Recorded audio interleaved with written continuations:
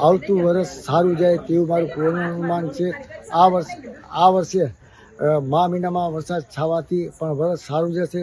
અત્યારે હોળીના જે તહેવાર આવવાથી હોળીનો પવન ઊંચો જવાથી મોટી રાજકીય ઉથલપાથલ થાય અને પ્રજા પણ સુખ શાંતિ સુઈ જાય ને વાયુમાંથી અગ્નિમાં દિશામાં જવાથી જામનગર જિલ્લામાં અતિવૃષ્ટિ થશે અને જામનગર જિલ્લામાં વધારે વરસાદ થશે અને પશ્ચિમમાંથી પૂર્વમાં ગયેલો હોવાથી વરસાદ પણ સારા જશે।